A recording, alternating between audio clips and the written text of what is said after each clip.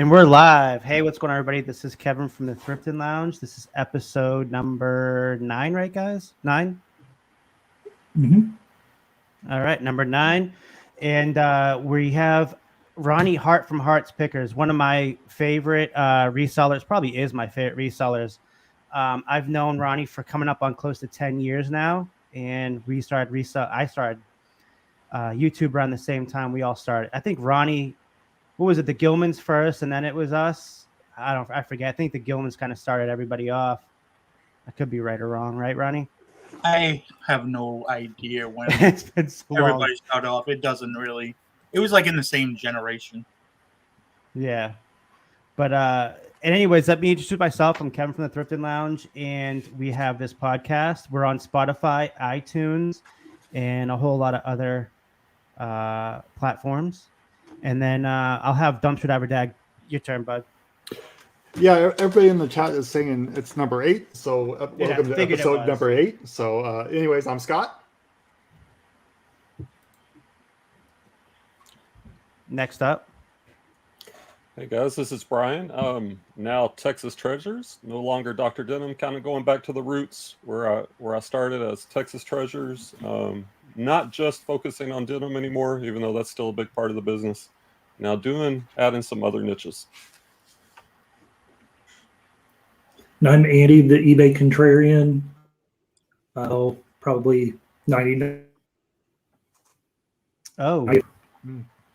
Just glad to be here. Alden's going to have to go back through and edit that part out. You were skipping a little bit.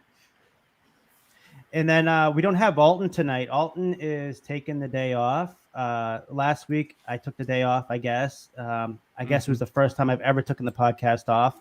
Even though I came in towards the end, they say it doesn't count. So I officially has missed a week. And let me introduce Ronnie. Ronnie, introduce yourself. Tell us what you do and everything like that. I'm a reseller, full-time reseller, eBay, baby. One platform and one platform only. But been full-time since November. It just was 8 years, so it's been a little while.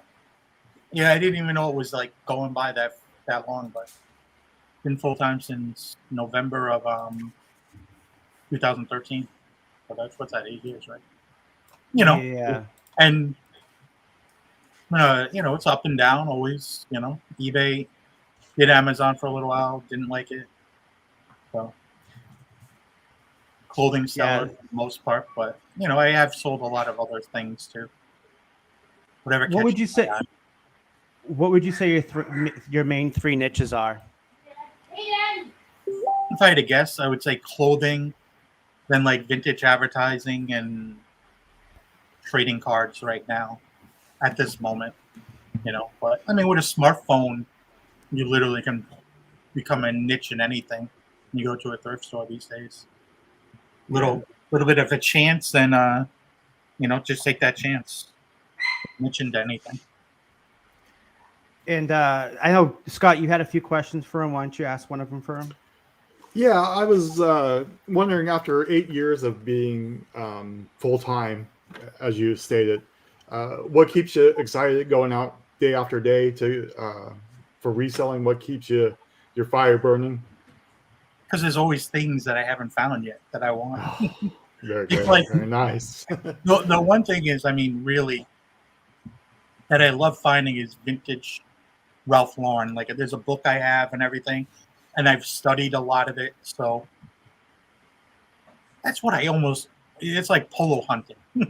I just want to go out there and find the really nice pieces. I mean, because there's so much of it, so not everything has value, some of the lower end stuff, or if it's, common stuff, it's just not a lot of value. But there's a lot of brands within Ralph Lauren that do well, and there's a lot of pieces that are just fun to get.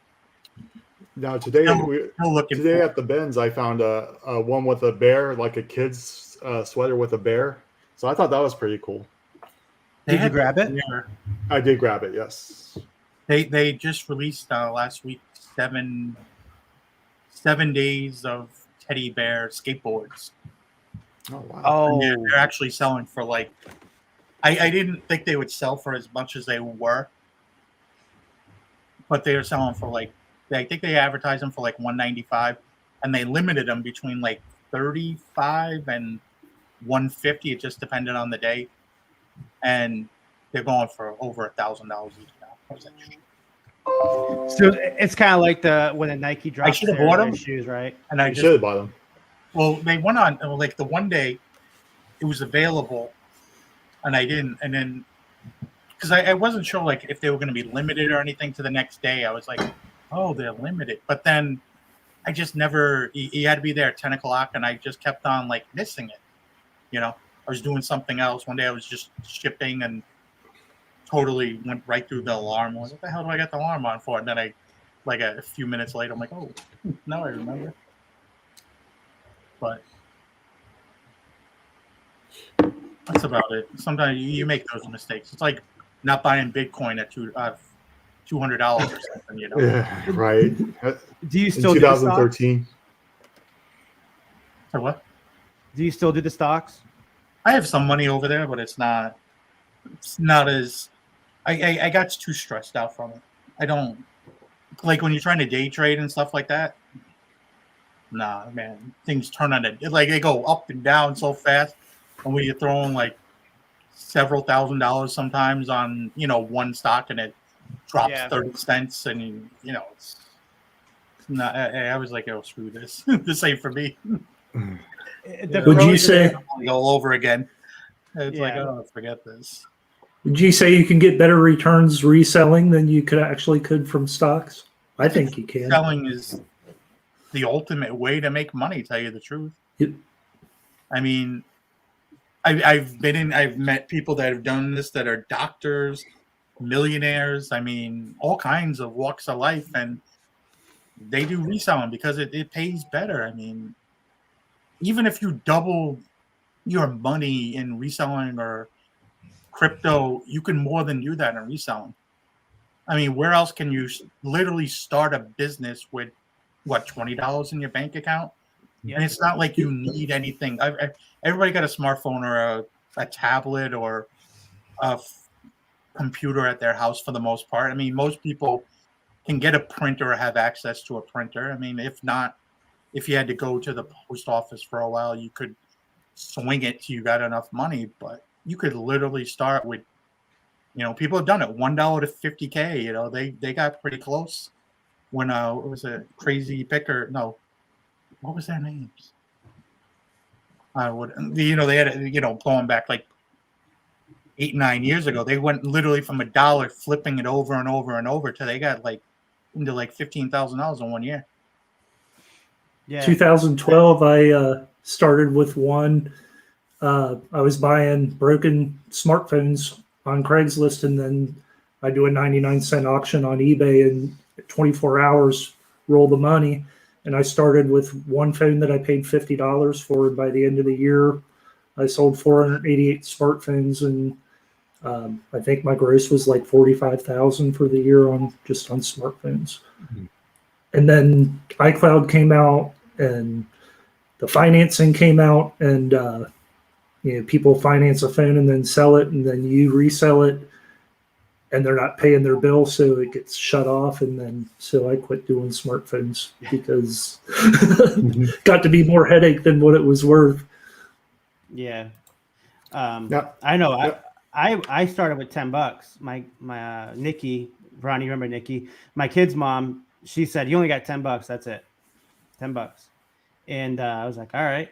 I found a little mug on the back of it was way away from everything. It was at a garage sale, and they wanted $2.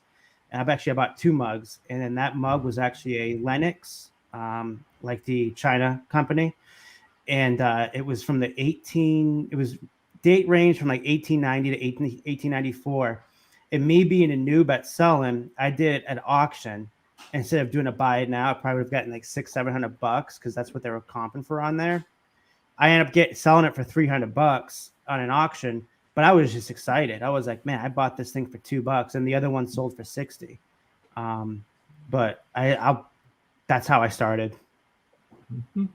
So, Ronnie, I know you said you just sell on eBay. So you started on eBay, and then you sold a little bit on Amazon. I've done Amazon with books and and grocery and stuff like that.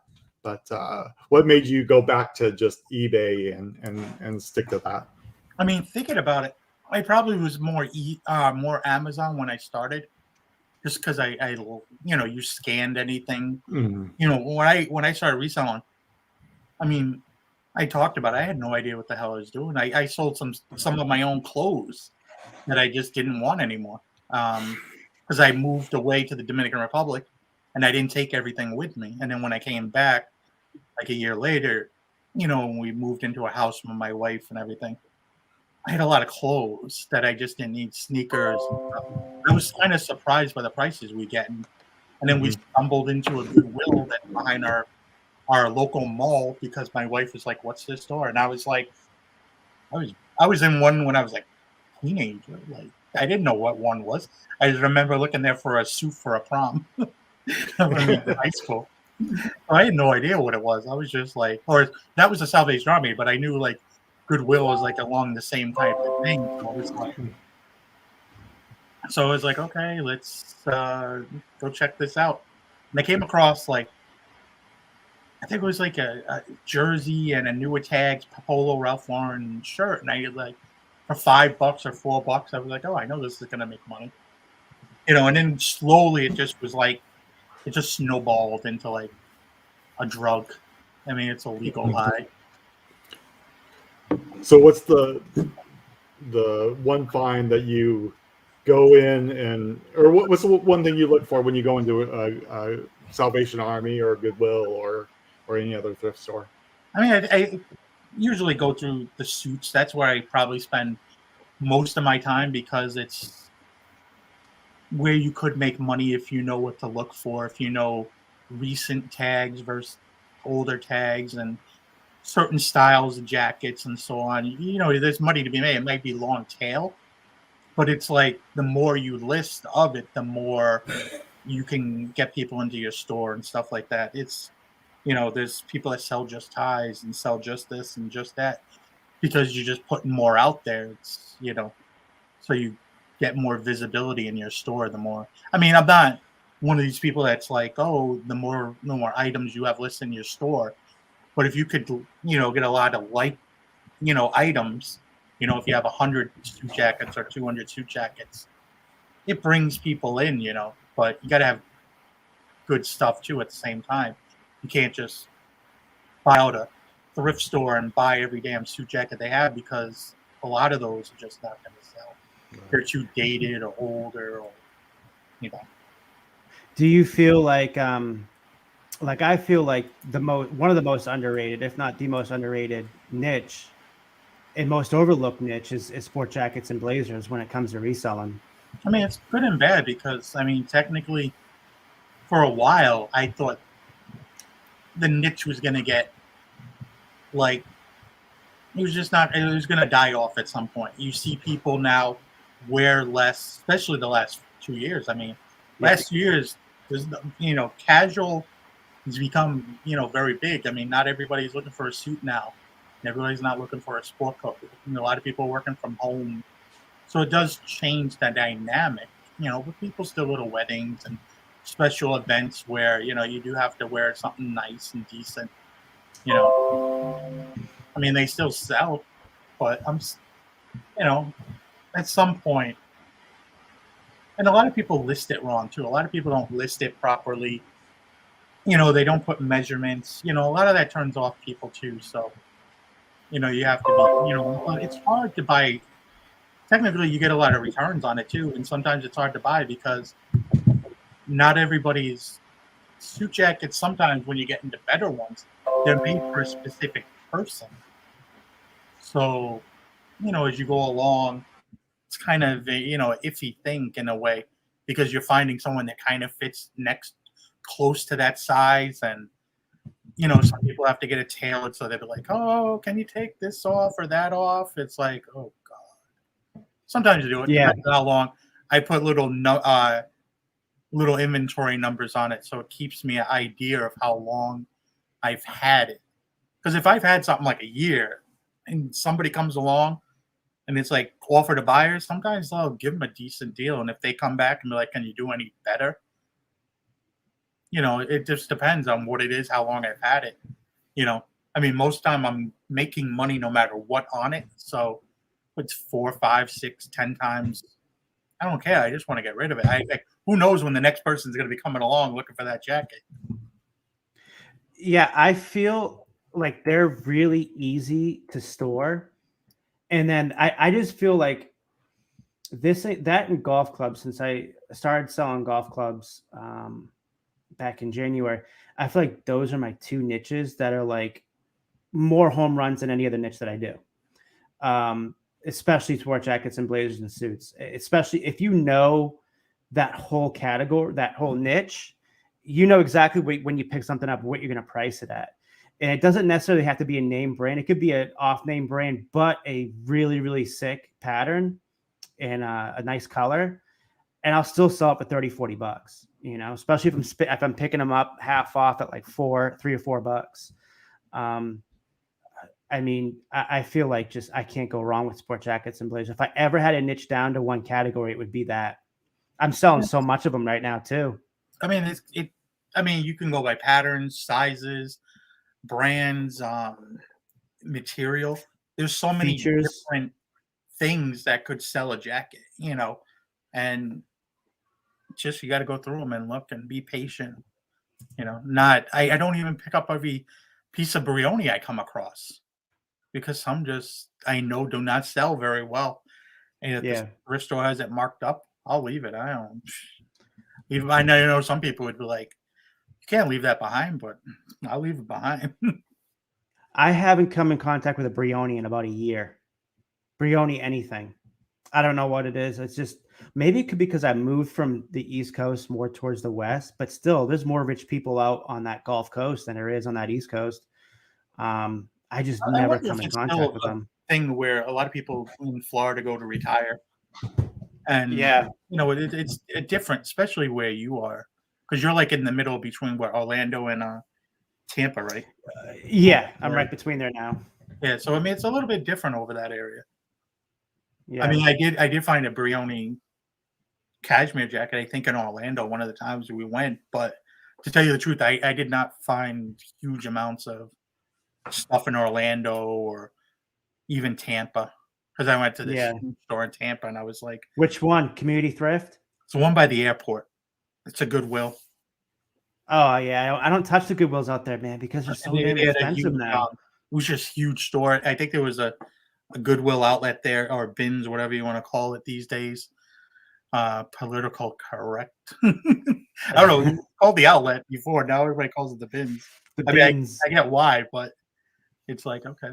But I mean, I don't go to the bins for life. I just can't deal with that madness. It takes forever. Well, when we first started full time, me and her, she would go and we would find a lot of stuff because there's two big ones in Orlando.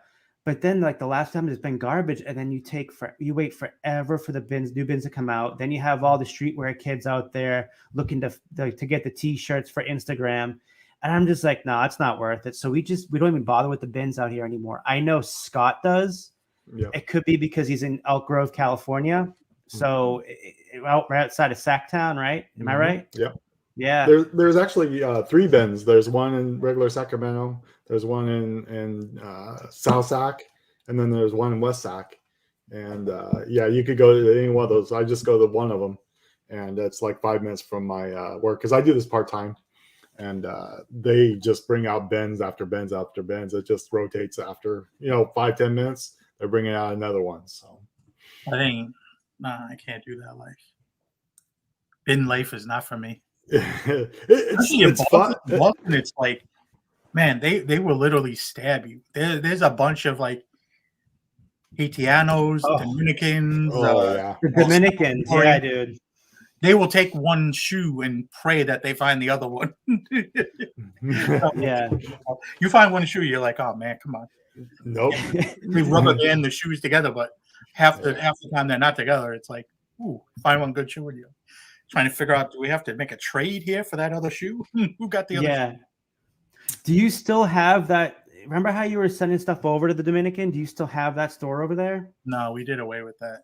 It just, it did financially. It wasn't working. I mean, it was Yeah. broke even, but it wasn't. We weren't making money out of it. Mhm. There's people at the bins in Sacramento that they send stuff down, shoes down to Mexico, and then also down to the Dominican Republic, and down to Brazil and South America. So There was some earthquake. Not earthquake. Or it was either a hurricane or earthquake. It wasn't the first one that happened to Haiti, back in 2010, but I think it was a hurricane happened, and we just, because we weren't really doing anything, we just donated everything to a local church that my mother-in-law worked at. yeah, there's tons of clothing coming out. There's just no way to keep up with all of it. You just, and hard goods too. There's hard goods, books, DVDs. I get all that stuff for on the cheap. So it's like $1 or something a pound, $1.60 a pound. And then I just, take what you want and don't. So I got a new chef grill, Ninja grill. And I picked it up yesterday for $10 and sold it today for 140. So See, your bins your bins remind me of like the Gilman's bins. They always crush at the bins because they got a lot of hard goods there. We don't have them. It's all like mainly clothing and books over at the ones by me. Gotcha. That's why we don't bother with them anymore. There's good money in books and stuff like that. It's just it's a grind. You have to do, take the $5 and $10 profits and stuff like that. Yeah. Ronnie had a good friend that did books. I mean, I don't mind it now, but at the time, I wanted. Oh man, I couldn't deal with it. God, yeah. You don't even need to get into who. No. Yeah, right. Alton, since he's not here, he asked, "What is the pros and cons to reselling starting out, and do they change as you grow as a reseller?" I think that's a really good question. It was the pros to. So I'll repeat the question. It says, "What is the pros and cons to reselling, starting out?" And then the second question would be, "Do they change as you grow as a reseller?" I mean, starting reselling is, like I said before, it's kind of easy if you really want to do it and make extra money. I mean, it's only benefits you if you just need to do part-time. It doesn't even need to be a full-time thing. I mean, in the beginning when I was part-time, it was put me in a new car for the first time in like 20 years. I mean, it helped us go on a lot of vacations and stuff like that. It was just fun. I mean, now, because of reselling, we have a vacation home in the Dominican Republic. We have the office. We have another, place we live in. So, it does well. I still have 2 car payments, which I hate, but you still got to pay the damn cars. Yeah, money comes in. Bills get paid. But there's no cons to reselling, I think, other than becoming a hoarder and not listing shit. Like, if you're buying consistently, stuff needs to get listed. You don't need a pile of clothing in a corner and feel it's like this big thing to have a death pile. No, list that stuff. Like, people are like, oh, I'm waiting for a rainy day. Like, you need 4 months of rainy days to list all that. Like, and I understand maybe like last year when a lot of people couldn't get out to thrift and stuff like that, and thrifts closed, maybe that was beneficial, but that was a once in a lifetime thing. That's not going to happen again. No. They say that, and COVID cases around us is shooting up through the roof. Like, certain schools around us, I notice are having it like crazy. So who knows? We'll be on variant like 73 in 5 years and be like, it's something we got to learn to live with. I don't know, and that's it. I don't. All I know is, hey, I believe in national media. I am too. I am definitely over it. It's nice to. I tell you, because it was so rough for us as resellers when we were locked down, because everything was locked down. You couldn't go anywhere. I was on stuff every day. There was stuff. Oh, you were sniping all day long. I was like, you can't stop it. You can't. That's why I got into sports cards after a while, because I was like, oh, I was into it a little bit before it happened, because I'm good friends with our Salvation Army store manager. You go into the store all the time. You say hello to the guy. Yeah. He always talked to me about how he got into sports cards, and he was talking to me about it for a while, and I just listened, like, yeah, okay, whatever. But then one day, it was just when Kobe died. Actually, was what right around that time it kind of got me back into it. So I was like, oh, okay, this is, and it was just small something, and then it blew up into something bigger, and it was a good thing to do for a year. It's kind of, I mean, you can still make money if you do it the right way. That's another story for another day. I mean, you could do a 20-part series on that, and it's just, money could be made in sports cards, but it has to be done right. I just looked at that hat, put marks on my head. I was like, what'd you do? It was bothering my head, so I took it off. I didn't realize it was like leaving. Is it too tight on you? I guess. Yeah, I was like, it looks like someone lumped you a few times on your head. I just noticed now, looking on the camera.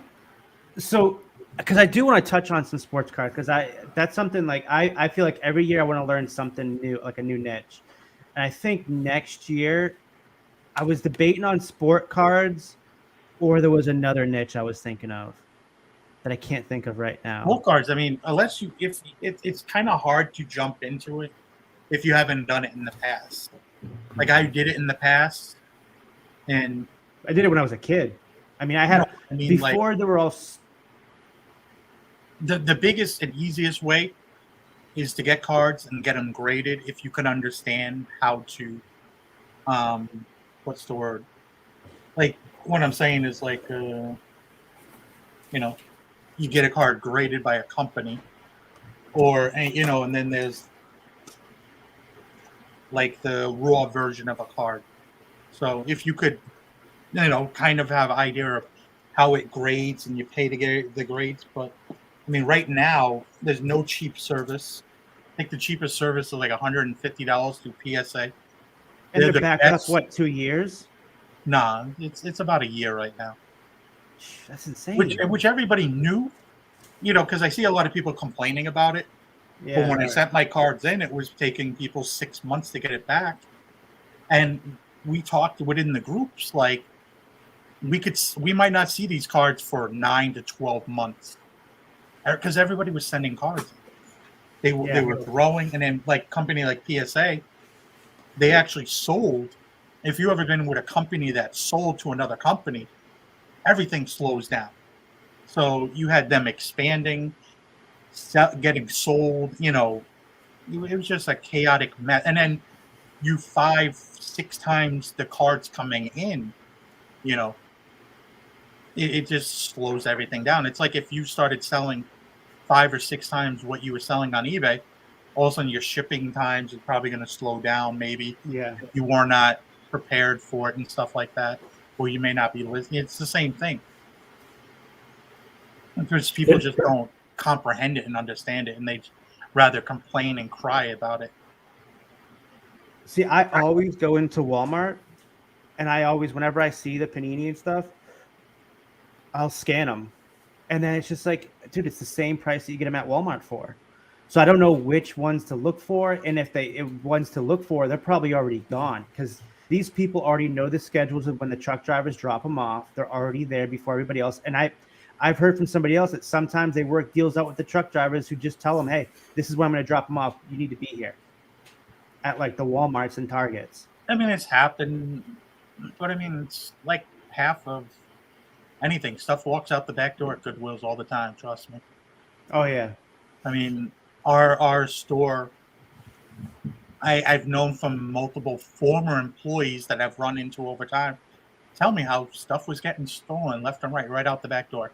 Anything jewelry came in, never made. If it was silver or gold, never made itself on the floor. If they seen it, and I find good stuff at that store. So I was thinking, like, what is the stuff that walked out the back door? Like unbelievable, but you get a culture of people doing it. People do it all the time. I've heard from other stores within the region. I bet it happens, believe it or not, probably every store. Not every store, but a lot of stores. Yeah. I find it crazy how the sports cards just blew up, man. I had the whole 96 rookie class, doubles, triples of like Kobe's, Ray Allen, all of them. And then again in LeBron's rookie class, I had all of them doubles and shit. Oh, excuse my language. and then when I was moving from my first apartment, we moved down here, Ronnie, you remember I moved to our house, my first house I had with my kid's mom. I was looking for them for like a couple days. I'm like, where are my cards? And I realized there's this kid I used to let in my house that I would actually let in my house when I wasn't home. I'm sure he jacked those things for me. Hold three big things of binders, big boxes, Larry Bird, Michael Jordan's, all my kid cards I had, gone.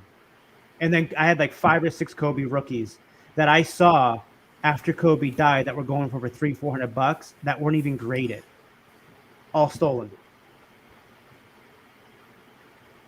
Yeah, cards got crazy there for a while, but I mean it calmed back down to where it should be. It was a unique circumstance where you had a lot of people jumping back into the hobby at one time, and then just no sports on TV. The Michael Jordan documentary was another big thing that just because every documentary that came out since, everybody thinks the cards are going to go up in value, like Tom Brady's documentary or Tiger, and it's not the same.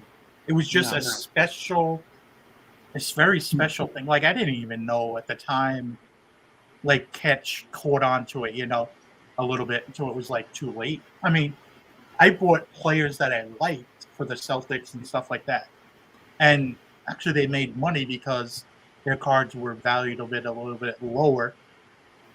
But also getting them graded also always adds value to your cards. Cards can sometimes go 10 times higher in price.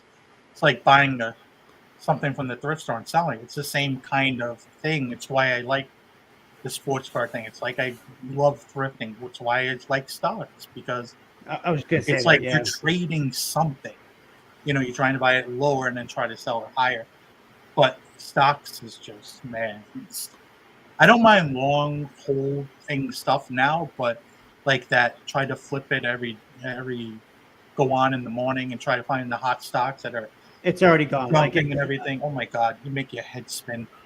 I had $800 I played with like 2 years ago, and I would do swing trades. And every time I grab a swing trade, it'd be like I'd execute the trade, and then it'd go right down right away. And then when I let go of the trade, it would go right back up. It's almost like they knew exactly what you're doing. And I ended up losing $700, but mainly because I was just like, at that point, I was like, let me try options. And I screwed myself on options on marijuana stocks. And I was done with it at that point. That's but I do have some money last year. Pot stocks? Before, yeah. Because Biden, and if you went by buying like alternative energies like Gevo, which makes alternative fuel, or I think it's OPPT, they make like water power, like kind of stuff. And there was this big thing that they maybe get a contract with the Navy, pot stocks, because Biden and whatever the vice president's name is there, they were big promoters of marijuana. So depending on how the election went, there were certain stocks that would do well, and there were certain stocks that would have done well if Trump won. It was just like you had to pick and choose by who won. But there's a lot of stocks that, fluctuated on that.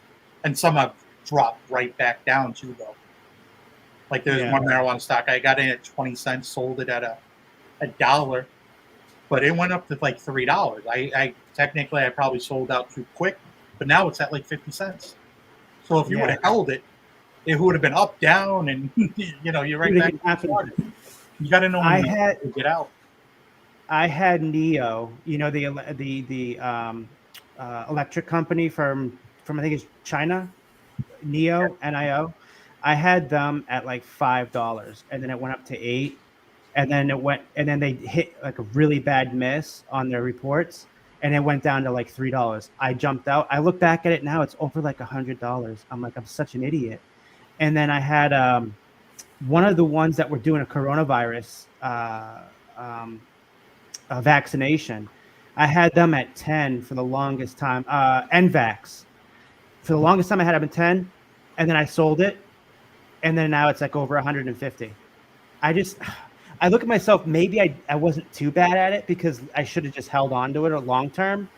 But my ADD was just like, it's just like reselling. I gotta do it. I gotta get it gone as quick as possible, or else I'm gonna miss the next great thing. That's the thing with stocks. They can really drag you in. There was a lot of stock that did well, but like Overstock was one that I had in at like $4 or $5, sold it at like 10, and I thought I did well. That stock went on to run over $120. It's like, Yeah. you think you did well when you did, but I mean, I could have bought an oceanfront house if I held some of these Yeah. stocks last year. That's With insane. Hey, how much I was playing at times. I still And then- have a bunch. Just like craziness. It's not a good game. It's hard. It's a gamble, and I think it's even worse than if you learn gambling.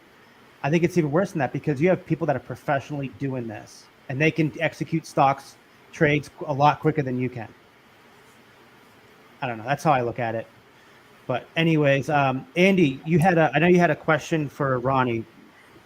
Yeah, when you mentioned sports cards, are you doing Magic the Gathering? No, mostly sports, mostly baseball and basketball because that's what I know the best. I kind of didn't grow up in that like Pokemon or Magic the Gathering. That kind of like was a little bit behind me. Like my niece and nephew knows all about that stuff, but I had no idea. I was way gone. I passed that stuff up. Just like a year ago, I passed up like a whole like a bin of Pokemon cards that he at a sale for like $5. And after I was like, wow, I wonder if there was any of those Chard Arts or whatever the hell the guy's name is, that was selling for big money.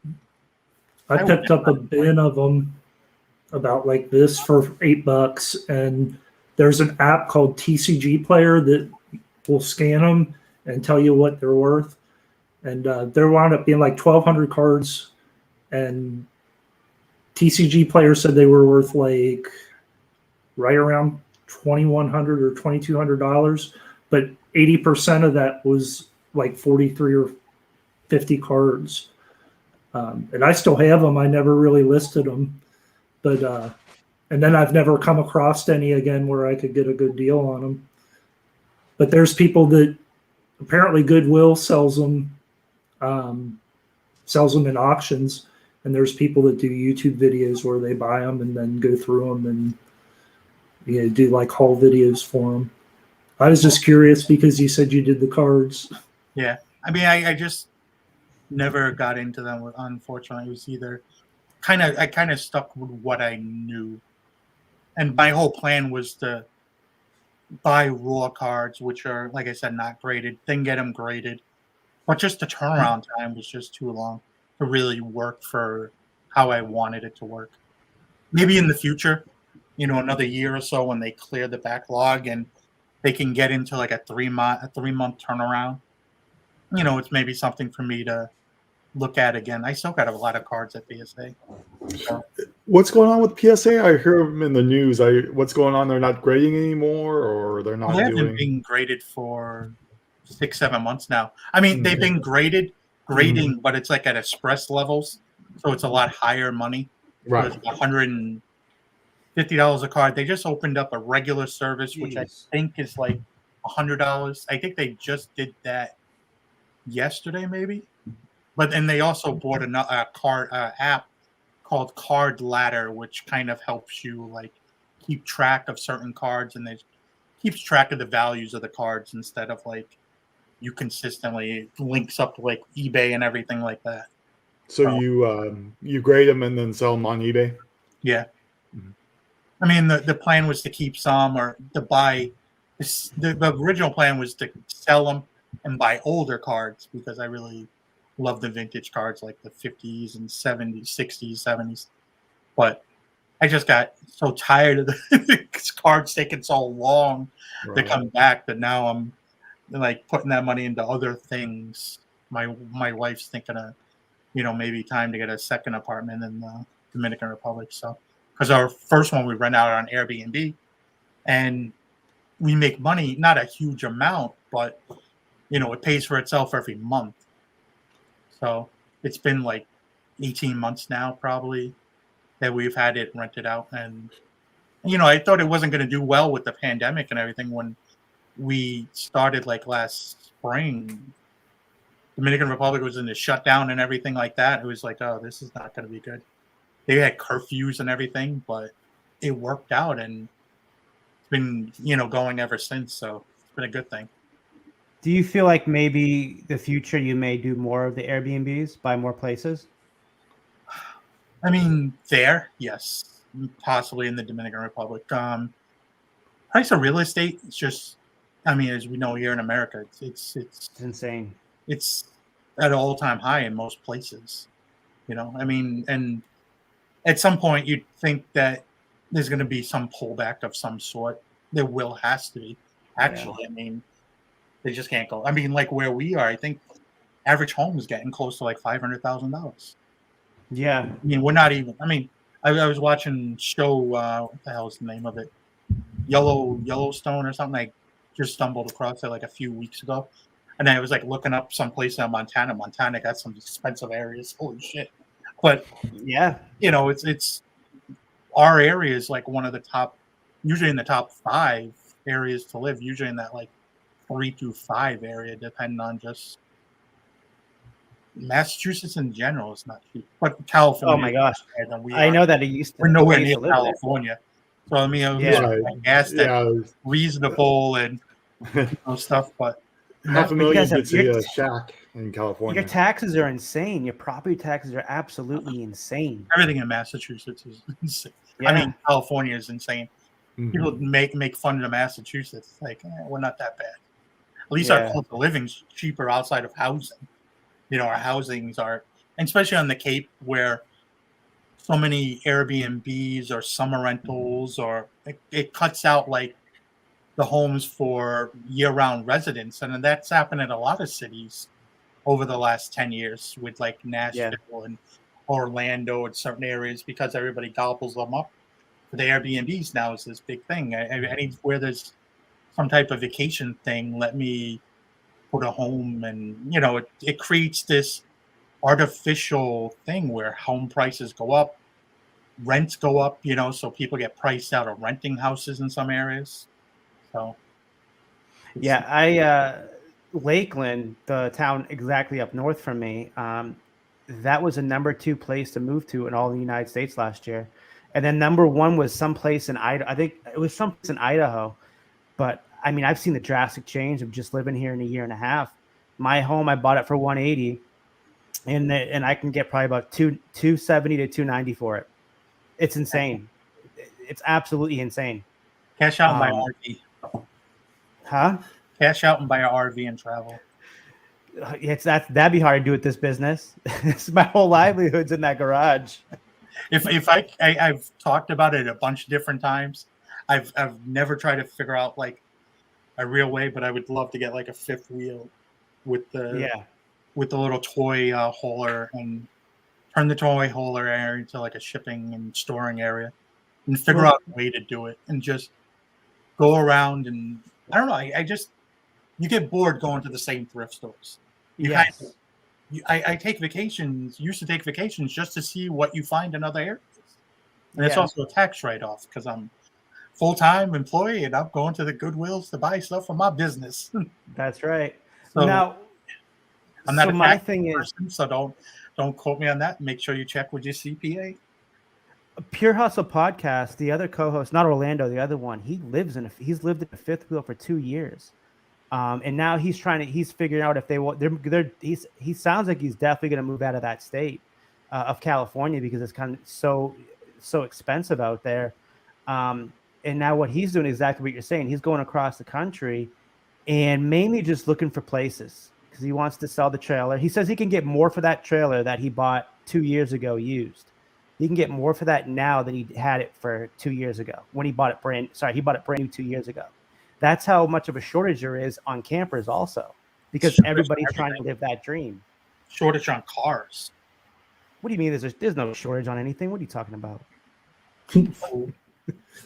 My truck, I mean, I brought my truck in to get a transmission replaced back in June, and they were offering me 28 for it or something. And I was like, how does it work so much? Last time I looked at trade-in, it was like 18,000. They just went like shit last year. And I thought about getting rid of it and buying a new Suburban, but I'm like, then you gotta wait. I'm like a year. I bought my truck 5 years ago. I financed it for 6 years because $50,000 is a lot of money to finance. And I learned the hard way of, I got a good interest rate. I got 2.9% interest rate, which made it good to finance it because you're not really, it's a good interest rate. But I should have put more money down. I didn't put like $3,000 down. Yeah, I should have put more down. But because of the interest rate, it wasn't that bad. Where do you overall? Huh? I was going to say, how much do you think? Sorry, I meant Andy. Oh, okay. How much do you think Cash for Clunkers has to do with the used car shortage? Because they were buying those cars and filling the blocks up with cement so that they could never be driven again. I really don't know, because it's been a while, but a lot of those cars, most of the ones I've seen around here were not, because I used to work at a car dealership for a while, and I used to deal with all their eBay. All their trade-ins, I used to put on eBay, no reserve. And you want to talk about freaking non-paying bidders? Sell cars on eBay. It's more than 50%. It will drive you crazy. But it's just because of the chip shortage. It took them a month to find a transmission for my truck.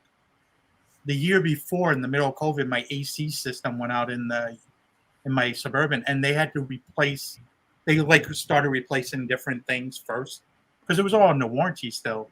It was the first time I ever bought extended warranty, and it was actually used. It was like, hey, and they replaced everything. It wound up being like probably $3,000. But I went the whole summer without damn AC. It sucked. It's like in October, like, oh, I think they replaced the condenser, the compressor, and the modular. And I think it was the modular. It was the thing they replaced last, which is like the cheapest thing too. It's like, okay. They would replace on one piece at a time, driving me crazy.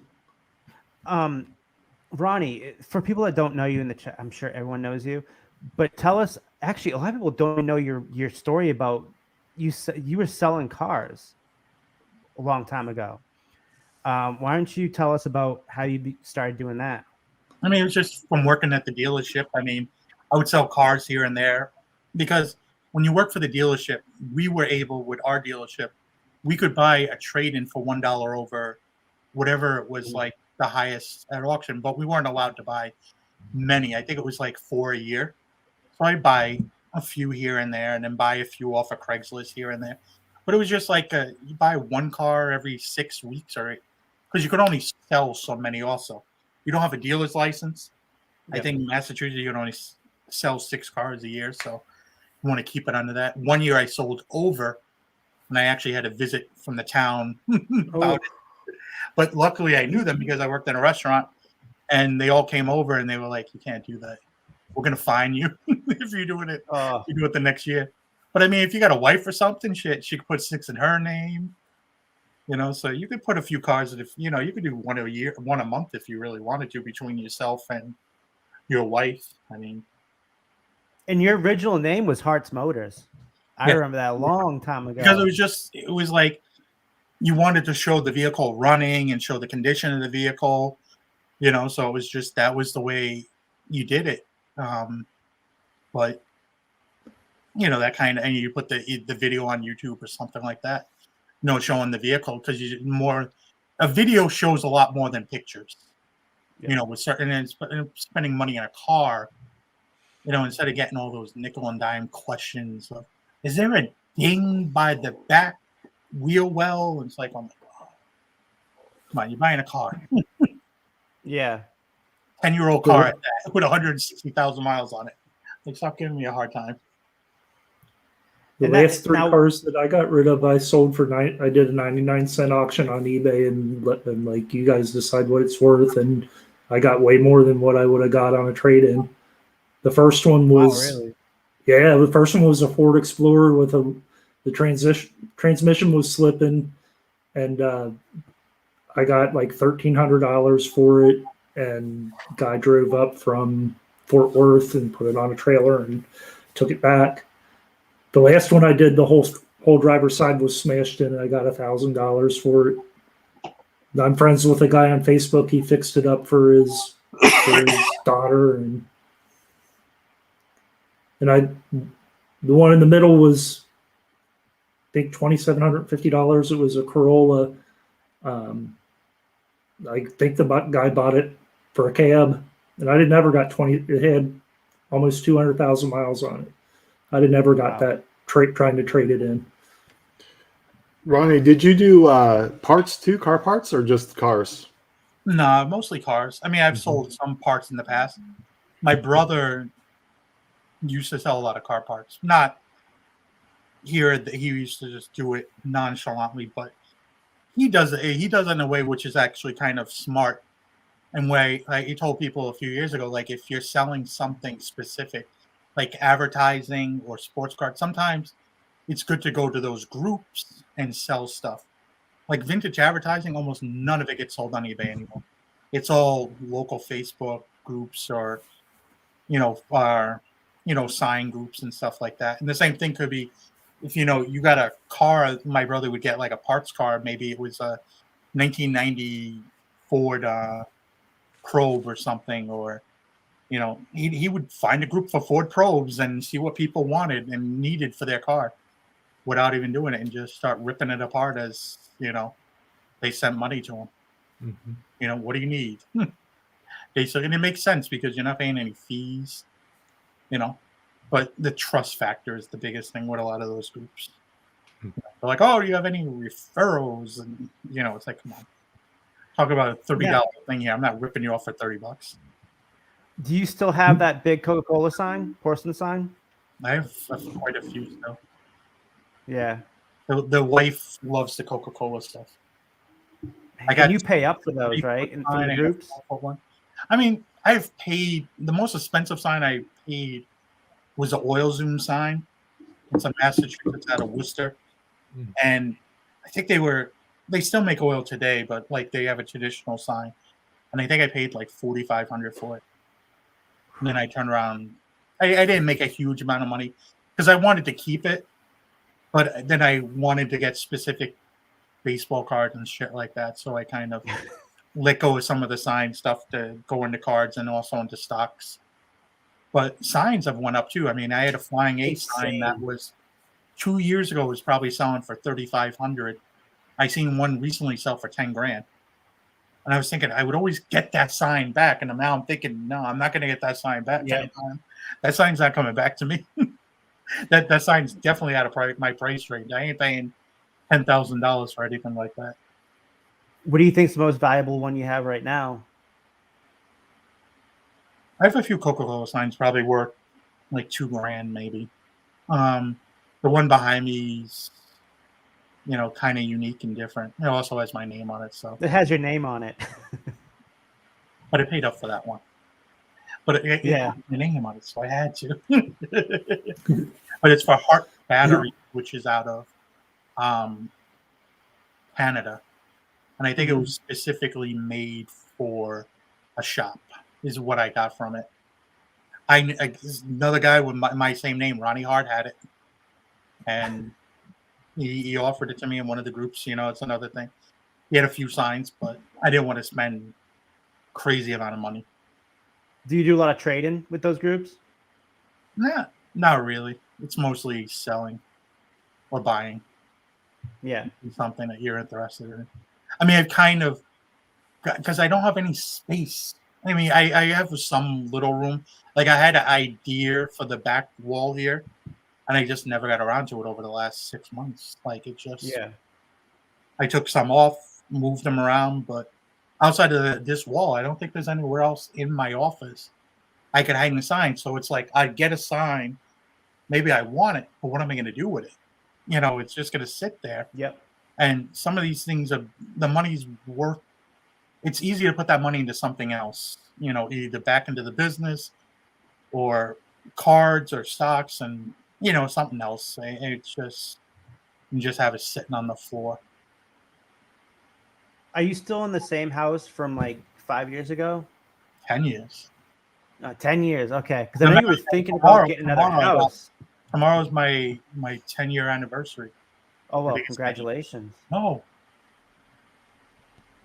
11 years. With your wife? Yeah. It's been a long I don't time. know if it's 10 years or 11. I'm screwed, ain't I? God, I can't believe I've known you for so freaking long now. But our landlord has been really good to us. I mean, we haven't seen him in months. I haven't seen him in years, actually. Yeah. Pay the money and I don't see him. Nothing Hey, I happens. hope he's okay. Nothing. I mean, no. He owns a. I mean, he didn't own it when we started renting it, but he owns a huge business that makes his home now anyway is like $4 million house. Jeez. He doesn't. I don't think he gives a shit what the hell. Like he forgets we exist unless there's an issue. Or if that even house is even there. And still. he sold a lot of the other. He used to have a bunch of condos in our building, but I think he sold them all.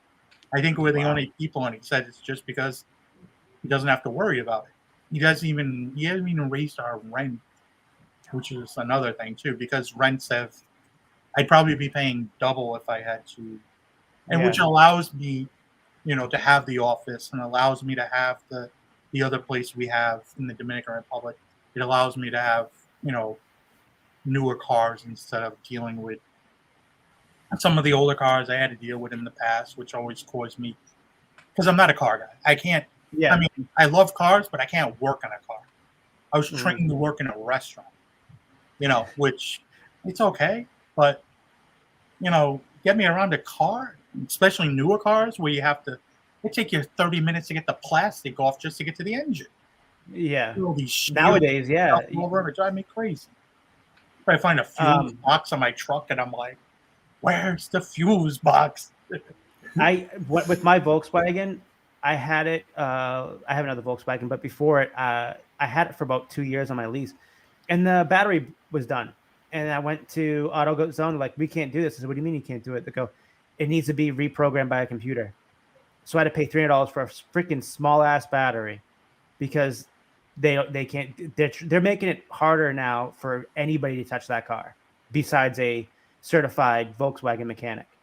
Or even a certified mechanic, a OEM mechanic. It's insane. It's just another way to put a small business, that local mechanic shop, out of business too. But not like the old cars from like the 50s or 60s, you know, very straightforward and easy to get to. Pour a little gasoline down the damn carburetor and get it started. Damn thing could be sitting 10 years. And they would run forever. Sit in the engine bay and work on it and have room for your elbows. Yeah. And they run forever.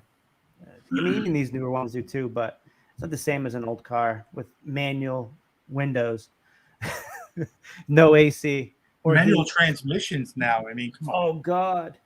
He still makes them. Most of the people that steal cars wouldn't even know how to drive one of those now. Or manual steering. Get in the car and look at it and be like, "Oh, what's this thing?" What do I need to do? I'm not the greatest, you know, stick driver in the world, and you know, there's no need to. I mean, you're driving a stick in traffic. It's like, oh, it's not worth the time or effort. No. I mean, if you had to give me like a 69 Camaro, I mean, hell yeah, I probably want it. I'll take it. Those things are like, that's become like modern artwork, like the 60s and 50s, the muscle cars nowadays. They're an insane amount of money to buy those. It's all about SUVs and pickups now from like the 70s and 80s. Yeah, the old Broncos made a comeback with the new Broncos, so that kind of raised the die of the old Broncos. Scouts, Blazers. Yeah. Even I was in oddball stuff, like, you know, just anything, Silverado Super Sports and stuff like that. any of those things. It's kind of crazy. I had a 65 Mustang in high school that had the Hearst 4-speed. And somebody put a 351 Windsor in it, and I wasn't allowed to park it in the driveway because my mom couldn't push the clutch in on the damn thing. Don't you wish you still had it?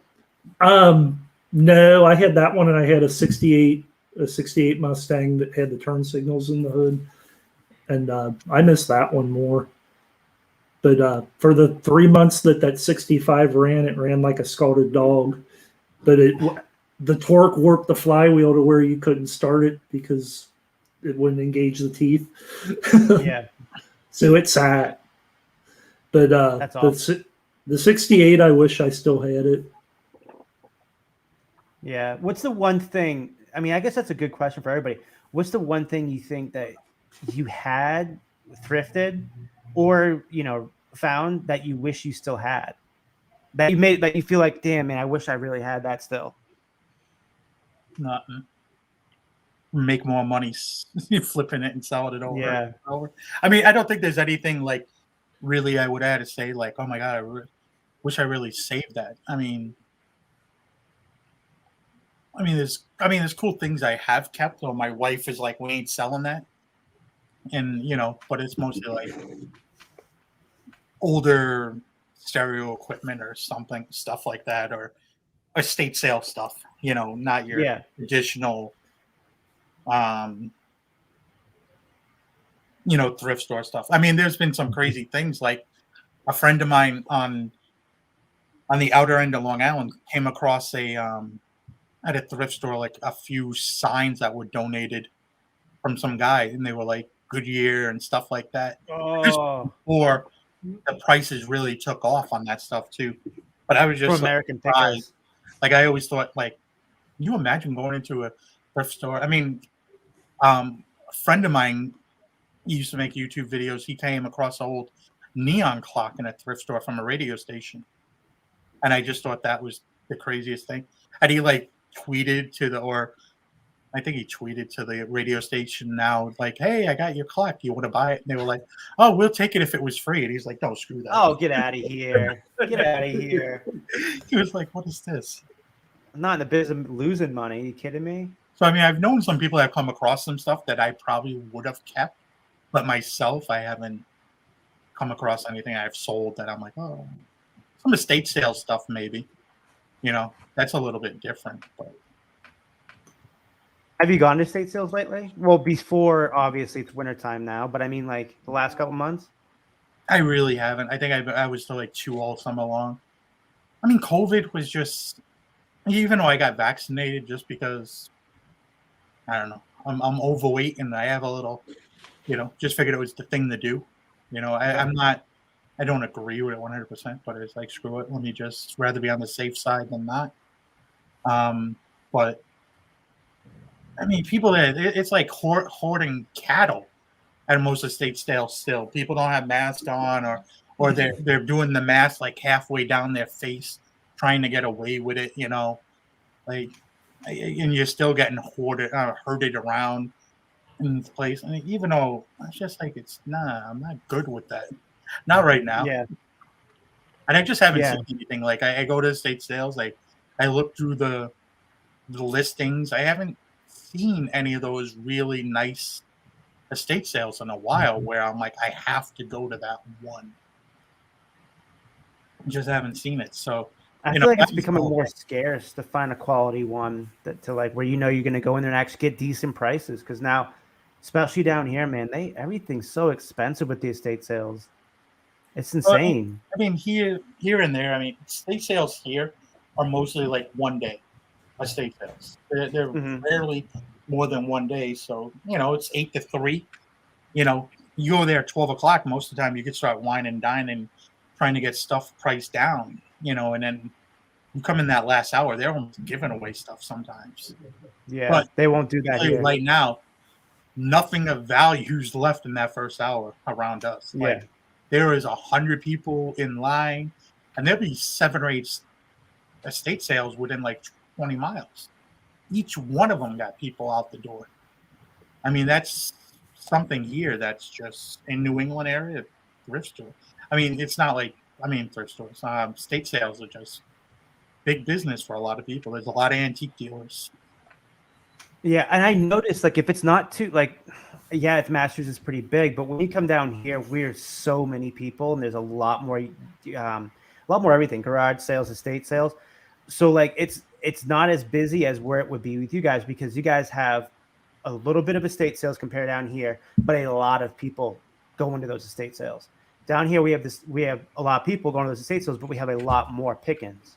Because I had an issue when I went to North Carolina. I went to an estate sale, and it was the same thing out the door, but this was in Charleston, South Carolina, and there was like 3 of them in like a 20-mile radius. And I was like, man, I went to like one of them because I didn't feel like wasting my whole day going to the places, and it was just like a lot of people, but it was all expensive, and I was like, this is way overpriced, and people were buying it. I think it's like what you said, slim pickings. Not many estate sales out there, and a lot of dealers. That's why clothes are so awesome, because it's under the radar. A lot of people don't realize how freaking awesome the margins can be just picking one-off stuff, which is what I do. I think that used to be the case. I think that's changing though. And I think part of it is Chris Daily Refinements group with tech. That group has grown so big, and so many people that come into that group, are just following their lead.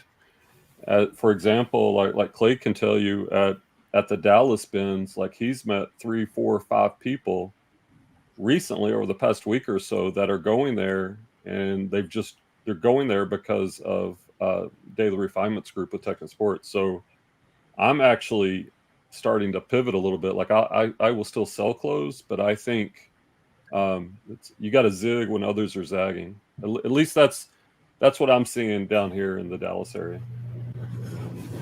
Have you been to any in a while, Brian? Yeah, I go occasionally. We have one in Fort Worth, and there's one in Dallas. Clay has been going for me. He'll source for me, and I'll pay him per piece. But he tells me, like, every time he goes up there, hey, so and so, just they're out here and they've joined the group, and they heard about the bins, and so they're out here picking up clothing. So it's all anecdotal. Like I can't tell you numbers wise, and I know clothes are very plentiful, but when you have a group with almost 2,000 people in it, and I mean Scott knows, he's seen the group. Mm-hmm. It definitely is moving the needle. But it's all what you find. Also, you can go in there and be in the group, but you won't be finding those those finds that you get $20, $30, $40 for. So it's I know my biggest competition at the bins is the Holy Grail Instagrammers that want to flex for Instagram and the vintage boys.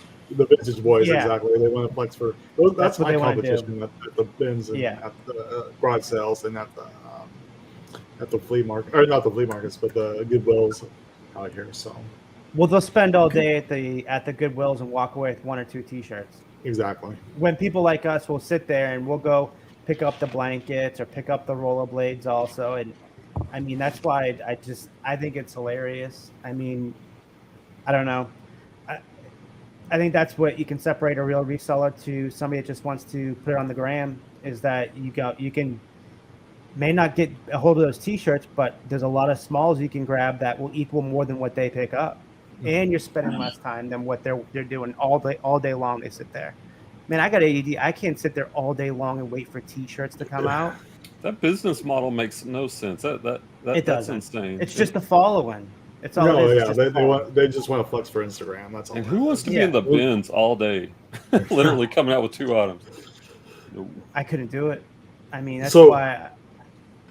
So, Ronnie, what does your schedule look like for a full-time reseller during the week in Boston, Massachusetts? I mean, the problem is lately, like the last 2 years, has been really different. Every day I go to the office, but the office is almost like my man cave more so.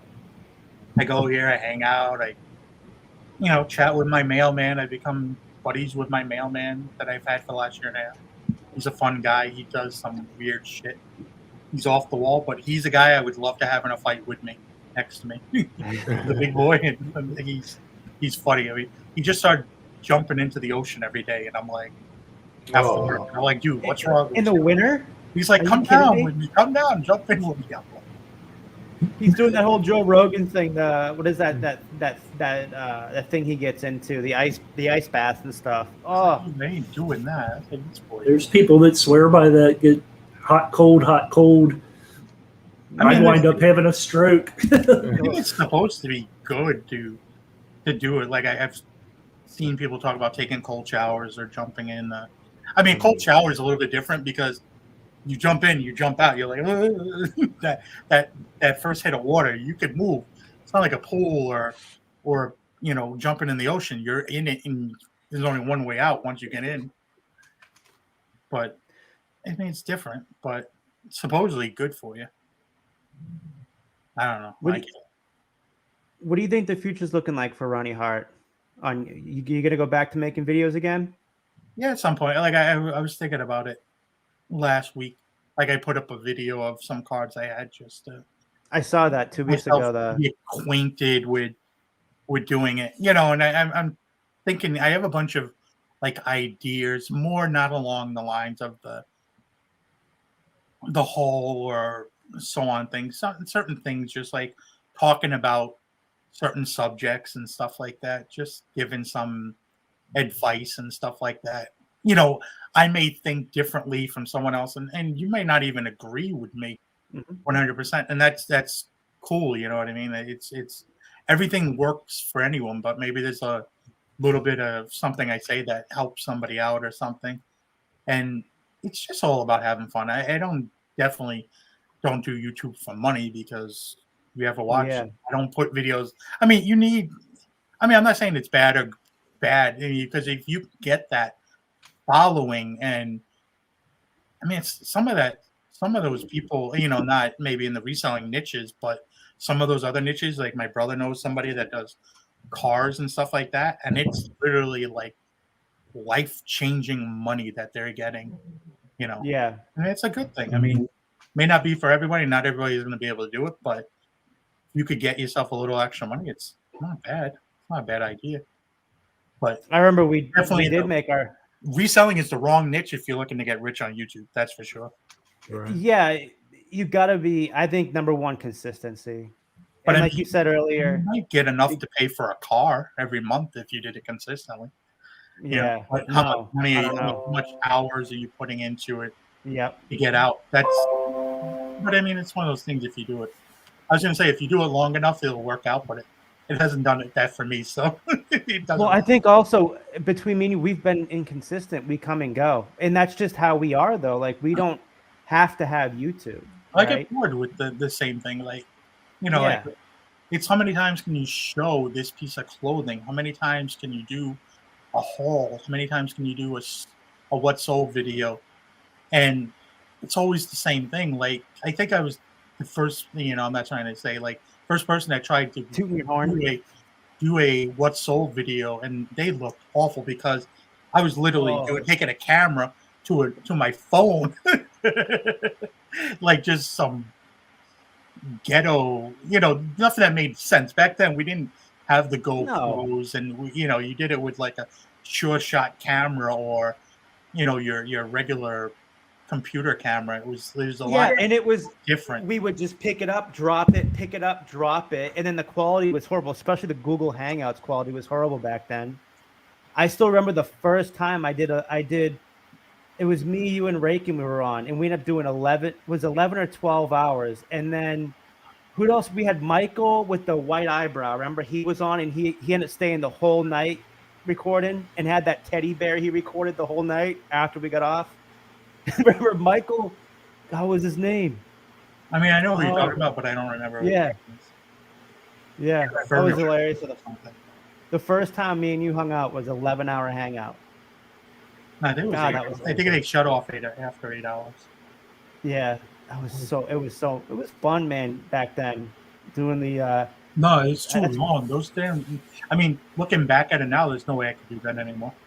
No way you could get me into We're too old. I get headaches. Like if I'm on this thing after a certain amount of time, I start getting headaches and hungry and then aggravated. I got a bad back that's been bothering me the last year. I got in a car accident like 20 years ago, and my sciatic nerve is like, it'll bother me for months and then it'll just disappear for years.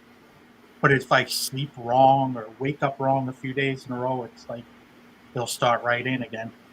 Like right now, it's bothering my shoulder and it's bothering my lower back, and it's weird. But there's not really much I can do about it. The accident was over. Oh no, it was over that. It was over 2002. So no, 19 years ago. Yeah. Rolled over a truck about 300 feet.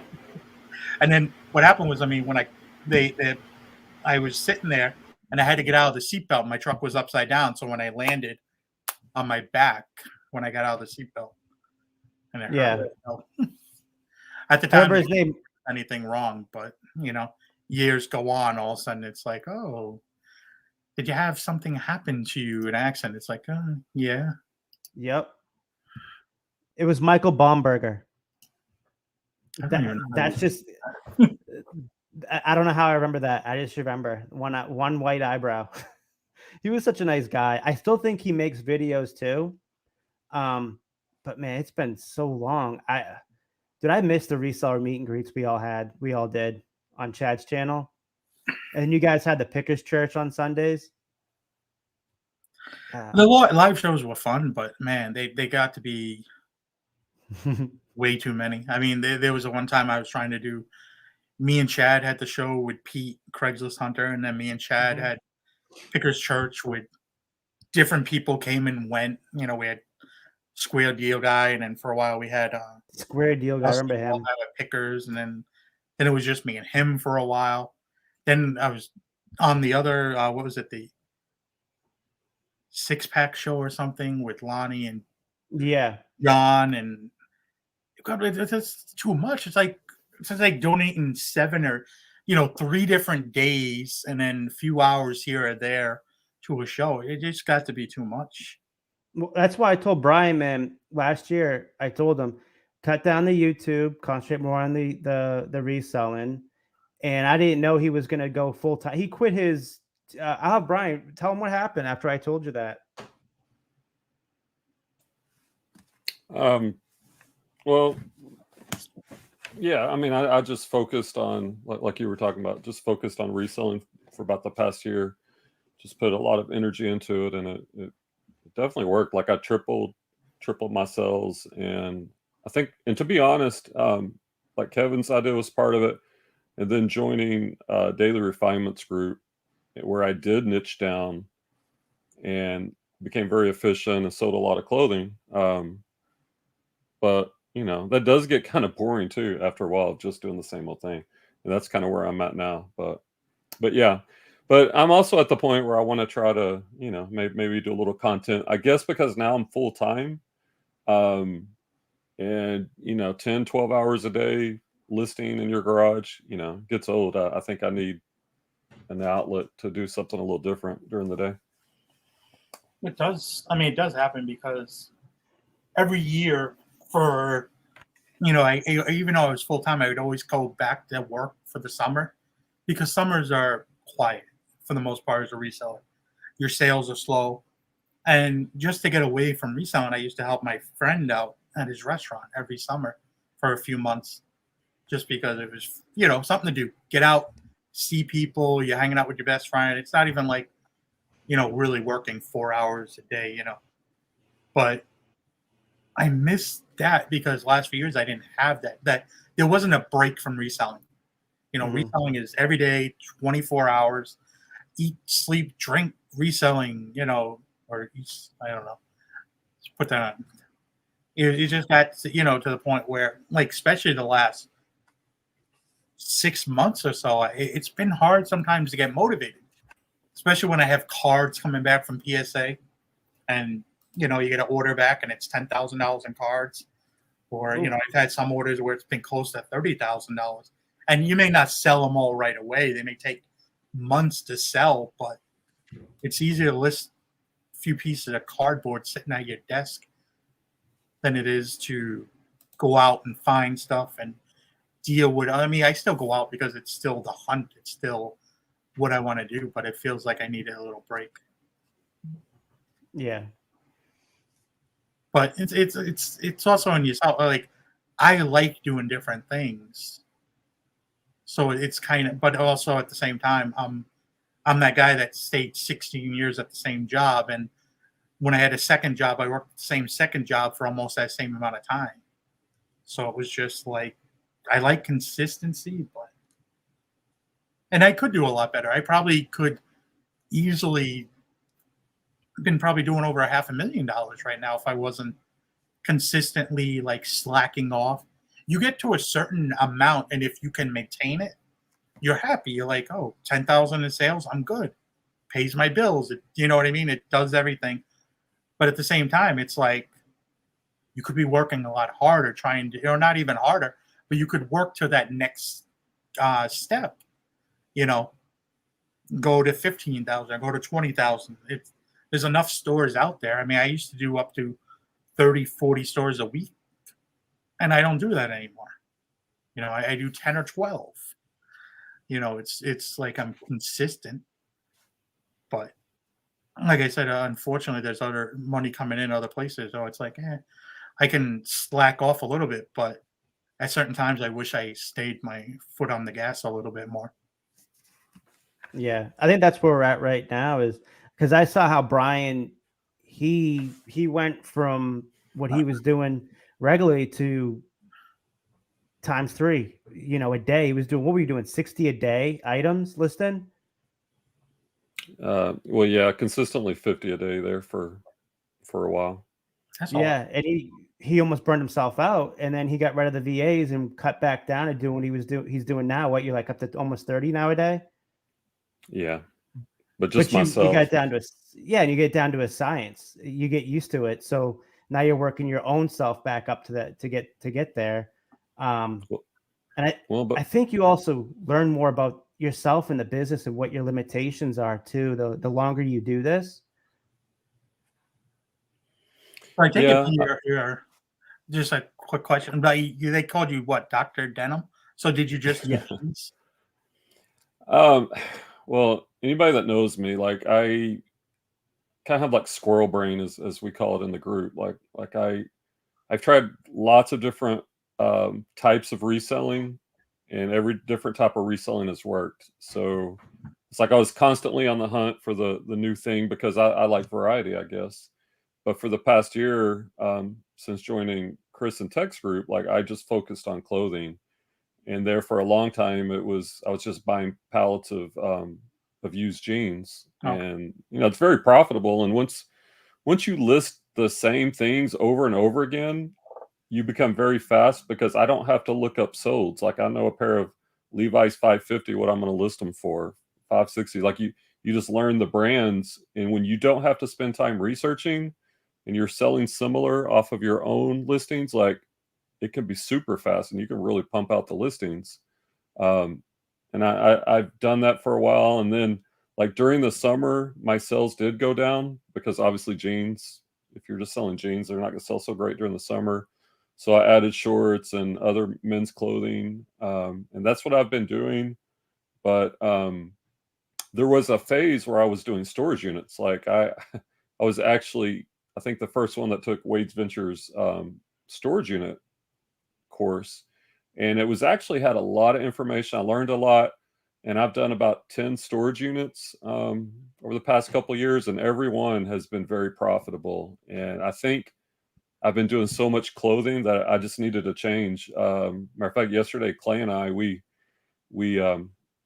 cleaned out a storage unit that paid $170 for, and it had Jordans in it, had some suits. It was mostly the shoes where the money is. Like, there's probably $1,000 worth of shoes plus some clothing. So I think for the near future, I'm gonna go back into storage units. And of course, kind of like what you were talking about, like, part of me does kind of want to scale up and see what I can do. So who knows with me, but yeah, I switch, and that's what Val was giving me a hard time, because I switch a lot. Okay. I definitely do better. I mean, I agree with like the whole thing of when you know what you're selling and you're used to it, you can go through things a lot faster. Because I think one of the biggest hiccups people have is where the price their shit at or stuff. Mm-hmm. They get so overwhelmed because they want to find the exact same thing, and it's like sometimes you're just not going to find it. But if you have an idea of where you should price it, you just price it. I rarely look up comps as much as I used to. I rarely do.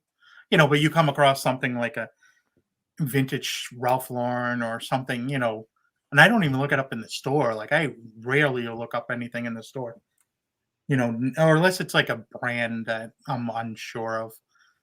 But outside of that, I don't look up any. I just bring it home. Even at estate sales and yard sales, I think are even funner and better. Because I hate looking anything up at those places.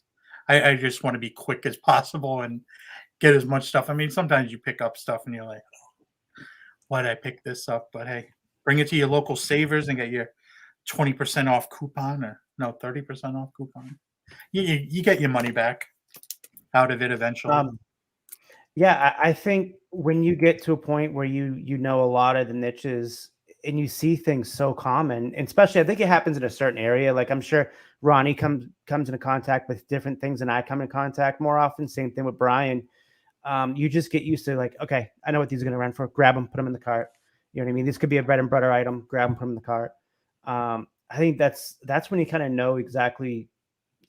That's when it could be like you become a professional after a certain amount of hours. You do this, the research and looking up solds, going to the stores and picking.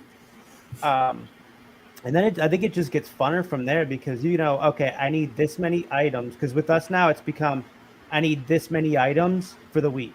So when we go out thrifting, we know we need to get at least this many clothing items. And the rest we'll do vacuum parts or whatever. And then it becomes more of like a strategy, and your cost per good. And I think that's what really takes away from being part-time, because at that point, a lot of times you don't really break down your parts per item when you're part-time, or go out and say, I'm going to get this many items for the week. But when you're professional, you need to know what you need to put up there and expect what you're going to get for that week. I was like 50 a day. I mean, 50 a week is what I used to shoot for, and I should be probably shooting for like 50 a day. I mean, because it's out there. I mean, if I did the old Earth route like once a week, went to those 30, 40 stores. I mean, the reason is you go to 30, 40 stores is not because of, you the more stores you hit, and if you're pickier, you'll find something eventually along that. You find 2 pieces here, 4 there, that store. But when you're, my average, what do you want to call it? Sale price per item is, clothing wise, is over $60. I think overall it's over $100 on my eBay right now. And I don't want to be stuck shipping 30, 40 different things every day. I rather just, there's certain ways to do it. Because if like, I don't go to the bin, so I can't get stuff cheap enough to sell. You know what I'm saying? But I'm not going to go and pay $5 for a shirt that I think I can get $15 for. It doesn't really make sense to me, to do that. But other people, it may. It just depends on your business model. Which comes back to making eBay so much fun, because everybody does it a different way. Yeah, and it's nice to see another OG in the chat, Bonafide Hustler, Chris. Man, it's been a long time. I haven't heard from Chris in years. I gotta try to get him in on this podcast. Maybe we'll do him next month or something. But man, it's nice to see a lot of the people that are still doing the videos. Like I know Chris dropped one yesterday. Ronnie, are you going to be dropping any more soon? Because I know you had the card one was like 2-3 weeks ago, right? Yeah, I don't even know what that one was actually shot like it was on my phone forever, and I just uploaded it off of my phone. I mean, sometimes I'll make a video about something, especially when I'm trying to talk about a specific thing, and then I always play the video back, but then it seems like I go way off track and then sometimes I have to reel myself in. Sometimes I don't even get back on track to what I was trying to talk about. I end the video and I'm like, I left that totally incomplete. Like I didn't even cover what I originally came out to cover. So it gets to a whole thing, sometimes best for me with my ADD is to write a list down, like a brief, like maybe notes, just to keep myself focused on what I'm trying to say, because I'll go way off track. Dude, I asked Brian and everybody else I work with on here. I'm the same exact way, right, guys? You guys always have to cut me short because I'll just get in my mind. I'll start talking, and it sounds good coming through my brain, but then it's gibberish coming out. Yeah, that mind's going 100 miles an hour. Take a breath, Kevin. Take a breath. So maybe mute Kevin for a second. It And also I just, I'm still mad on here at too. I'm still mad at Bonafide Hustler that I didn't win some damn Civil War bullets he had as a contest one year. Did he do it when they had the green room? I don't think that, Chris, in the chat, did you have the green room meetup last year, or did you not have that? And I know, Ronnie, are you guys doing that meetup again in Cincinnati this year? If we do it, it'll probably be somewhere else. We did Yeah. in Chicago Be- one year. We did in Cincinnati this year. It'd have to be somewhere else. I don't know exactly, probably where. We haven't talked about it, which, I mean, Did you thrift in Cincinnati? Because that's my market. We thrifted more in we thrifted in some area in Cincinnati, but most of it was like in Kentucky there, and was it Newport area. Newport. That's where we stayed. We stayed down in it was technically Newport, Kentucky, where we stayed, and Cincinnati. I'm in Fort Thomas, which is right next door to. It's right next door to Newport, but I mean, if you wanted to do it here, there's so much clothing. There's more than I could ever possibly. It was definitely fun. I mean, Cincinnati was actually a lot nicer than I thought. They had the sign museum, which I had a lot of fun going to, and then seeing the Red Stadium. Red Stadium's right across from where we stayed, so it was kind of fun. Then taking a riverboat was cool. It was a lot cleaner and nicer city than I expected. Like the whole area was just, I liked it. It was not bad. Yep. Cincinnati really took off when Uber got popular. It's one of the better Uber markets. I drove for quite a while, and then a ticket disqualified me, and that's what pushed me to being a full-time eBay guy because I didn't have a choice, so I had to make it work. I get a ticket every year. If I like it or not. I got to have a ticket the other day. I was doing I think I was doing 85 or to 60, and my wife's like, I pull right over, and he comes over, he asks for your license registration. He was back so quick. I go, I'm not getting a ticket. And she goes, how do you know? How do you know? I was like, I know. Guy doesn't turn around and come back to your car in like 2 minutes. Oh, yeah. Yeah. He was like, no, you're all set, sir. And I was thinking, and then she's like, the last time you had a ticket was in Georgia. And I was like, oh, yeah. We went to Orlando, and just before you get to like the Florida state line, one mile before that, coming up over some hill and going down, state trooper got me doing 97, I think. Oh my God. I was like, I was going with traffic. And he's like, he just saw traffic. I was like, did you just pick out the one car that had plates that weren't from Georgia? But the ticket wasn't that expensive. It was like $150 only. I was kind of surprised. It was a very, for going like 30. No, I think the speed limit was 70 in Georgia, 75. So it's not as bad as you would think it is on 95 there. But and he comes over with the cowboy hat on, with the state trooper hat. Yep. Well, we're lucky out here. Justice. We're lucky out. I'm good. We're lucky out here because everyone mainly goes like 85 anyways on the highway, and but there's a lot of bad accidents out here. Well, Florida got a especially lot of crazy drivers. Florida is one of those places I hate. Florida. Crazy people. well, it's not Floridians that are driving. It's people from out of states that just they don't know how to drive and they're just jerks. No, it's the Florida people too. Trust me. No, it's not. You Dude, I guys will don't have defend my inspection Florida. stickers on your car. Your cars don't get inspected. We Come don't on, have to. I People mean, driving strip boxes that don't belong in the road. It's like being in the Dominican Republic where some guy has 4 bald tires and no brakes. hey, at least our roads aren't as bad as up there. I went to Lowell, Mass, because that's where I'm from. Back in August because my uncle passed away, and I drove up there. And I've only been up there in Massachusetts 2 times in 10 years. And the last time I was up there, it looked like I have not even left 10 years ago. Like the downtown Lowell area is still like really bad with potholes and everything. And it's like, don't you guys get a lot of money for infrastructure and you guys don't do anything with that money? Well, that whole area is, well, not so much Lowell, but like Lawrence and Lynn. That's like, I was born in Lawrence. that's like freaking heroin alley up that way. Yeah, it's bad. And it's sad, man, because Massachusetts is a beautiful state. I mean, not as beautiful as Florida, but I mean, you take the punches, right? All depends on where you are. My wife always Yeah. wants to move to like Tampa or Orlando, and It is so nice out here. The only thing is it's so You can do that busy work on for that golf JetBlue. course. but I have no Yeah.